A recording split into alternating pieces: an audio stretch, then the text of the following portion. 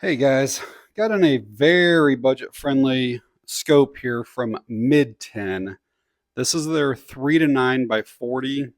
The box looks very similar to a scope that I reviewed a month or two ago from CV Life. And as you can see, it's pretty basic here. Wide field of view, shock and recoil proof, fully coated lenses, fog and waterproof. Again, MidTen 3 to 9 by 40. It's got scope rings included, but I figured we'd do a quick unboxing, go over all of its features and specs, kind of take a look at it. We'll get it mounted to something, get to the range, and then get some thoughts on it. So first thing I'll say is that the box does feel very cheap. And I know you're not buying the box, you're buying the scope. But the quality of the box protects the scope that's inside. So we'll kind of see what the padding's like, but like this is like all like loose, like the whole box is loose. So I don't necessarily care for that. So we got user manual with illustrations. Here's some of the specifications. Again, it's a 3 to 9 zoom or magnification. It's got a 40mm objective lens.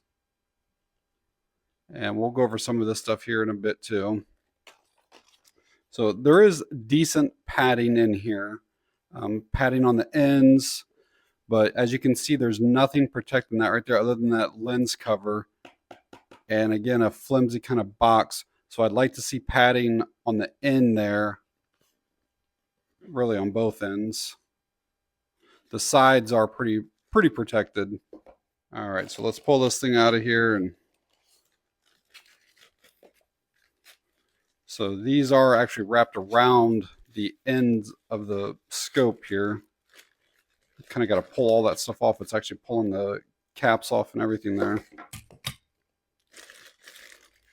So again, I don't necessarily care for that.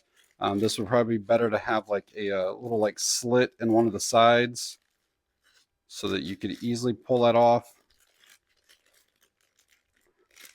All right, I'll be back in a minute once I get all this done. So yeah, these are what they had pressed over the scope through that bag. And in my opinion, if they just made a slit here, and that you could easily pull the things back off if you needed to. But all right, also down in here, we have the scope mounts, scope rings. We'll check out the quality of these in just a bit. There's a tool in there, obviously for mounting those. And then down in here, it looks like some little screws and then an Allen key. I'm not 100% sure what those go to yet. We'll figure that out. And a lens cleaning cloth. So when I'm looking at a budget scope like this, I do look at the box to see what kind of condition it is in. I look at the turrets to see if they have tools on them, what the threads are like, how they actually adjust. Are they audible? Are they palpable clicks? I look at the tube size because that changes how much light comes through. I look to see if it has like a focus adjustment and how stiff, if that thing will actually move or not, and it does there. There's a lot of different things I look at. I look at the reticle to see if it's etched versus a wired reticle. You know, I look at the magnification dial here to see how stiff, if the thing moves, because you should be able to easily do that with one hand. I look at just the overall quality control of it, the anodization. There's a lot of different things that goes into looking at scopes. So some real quick measurements. It's about 12.6 inches in length. The tube diameter is 1 inch. It's got a 40mm objective lens up here, and the ocular lens or the eyepiece is 35mm. And let's grab a weight. So the scope by itself is 14 ounces. Add the lens covers, we're at 15.2. And the two scope mounts, 18.5 ounces for everything. All right, we'll kind of get some up closes here of the scope itself, kind of look at the anodization. It's actually pretty decent. It's kind of like a semi-gloss. It's very uniform. I don't see any type of like real noticeable blemishes. Again, we do have like a diopter adjustment right there, and that's actually very smooth. It is branded. We have our magnification dial here. It does not have like a throw lever or anything with it, but it's very smooth as well. I get a lot of these scopes where I can barely turn this thing. So we have our windage and elevation adjustments. Let's see what this feels like. A little loud, but it's actually very smooth. We got a 1/4 inch. I don't know if that's 100 yards or 50 yards. I'll have to look through the manual and see if that actually tells us. Let's see what that sounds like. Very audible and poppable. So those are actually pretty decent. Let's see what that's like threading it back on. That's not quite as smooth. It's almost a little crooked there.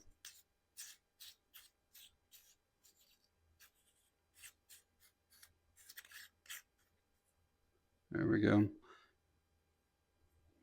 And then moving on down the end where our objective lens is, does look like it's threaded. So you can put a sunshade on that if you want. So before we mount this, I want to show I'm working with a completely safe firearm. So no ammo anywhere. It is safe. And I also want to say that by adding a scope to this rifle does not alter the rifle in any way. If you guys ever do purchase any of these kind of like budget scopes, before you go to mount it, I would make sure that your scope rings are actually lined up properly, because if they don't line up, you will never get your scope to actually zero. But sometimes when you're dealing with companies that put out budget stuff, these don't always line up. And I'll show you what I'm talking about here. So what you want to do is mount one of your scope rings anywhere along your rail. It doesn't really matter. And typically you'd put the other one here and put the scope in, but instead put your second one right next to the other one and make sure that the holes are exactly lined up. And hopefully this shows up, but that looks like it's one complete circle there. So those actually do line up really well. And hopefully you understand what I'm showing here, but this will look like it's just one, almost like one mount, and that's what it should look like. If you were to set these up and one is like offset of the other, you'll pretty much never get your scope zeroed in right. I don't know how well this will show up outside here, but there is like a green coating on this lens here. I think it's supposed to reduce some glare, but then also allow for a more light transmission. But I'll try to let you guys see what the reticle looks like out here, and then also the difference in the magnification. There's a pretty good sized tree across this fairway. It's probably in the neighborhood of about 80 yards or so away right now. I'll try to zoom in on it to show it to you. So yeah, it's that tree that's over there.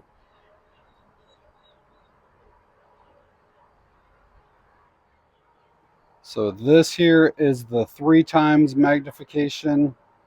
You can see the reticle on there. Again, that's what it's like without the scope. I know on camera that looks a little blurry, a little fuzzy. It's just something that the iPhone camera does when it's trying to look through like a magnifier like that. Rest assured that in real life, with the naked eye, it is crystal clear glass. This here is a 6 times magnification on that same tree. All right, guys, out at the range here this morning with the MidTen 3-9x40. I'm set up downrange at 50 yards. I should be somewhat sighted in already. I use that sight mark bore sighter at home, so I at least should be on paper. but we'll get, you know, maybe 50 to 100 rounds through it and see what it's like. There we go. And again, that's what it's actually like.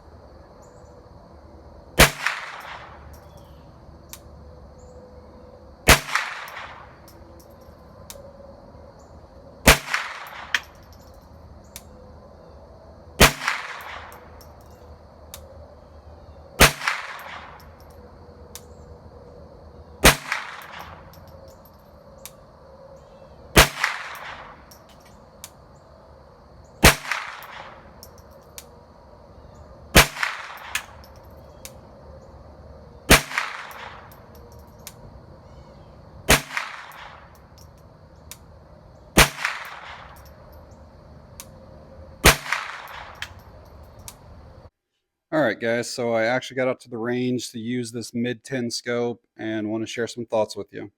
So overall, I think it's a pretty decent budget scope. It seems to be constructed pretty well, good anodization, the mounts lined up properly. The glass overall is very clear. There wasn't any type of fogging or anything like that. The magnification lever, it's super easy to turn that. I've had others, even with like one of the little expanding levers, that was really hard to move this thing. You'd have to take like, you'd have to lose your sight picture in order to adjust that. No problems with that at all. Overall, I felt like I had pretty decent eye relief. This rifle here is short as it is, but I felt like I could move my cheek, you know, 2 or 3 inches at least, and still have a good field of view. This does not have an illuminated reticle. It's just like a regular, like wired type, but you don't have to worry about any type of batteries failing or anything like that. The reticle is just always there. It does have that little adjustment back there, so if your image is a little bit blurry, you can turn that to help focus you in. The turret adjustments were audible and palpable, and overall felt pretty smooth. There was a little bit of grit to it, but nothing bad at all. One thing I didn't really talk about earlier were these pop-up lens covers. Um, they're actually of like really good quality. It's like the really thick type of plastic that you can't really squeeze, and the spring on these is really good. So at the time of me recording this video, these are on Amazon for 60 bucks, but there's a 20% off coupon, so they're $48. I've actually had the scope over a month or so, and the whole time they've been right around that $50 mark. So yeah, overall, I actually think it's a pretty decent scope, especially considering it's only $50. So, you know, if you're on a real budget, this might be a good option for you. So I will leave an Amazon link down in the video description. If you guys have any questions or comments, please leave them down below. And that's going to be it on this one. Thanks for watching. I appreciate it.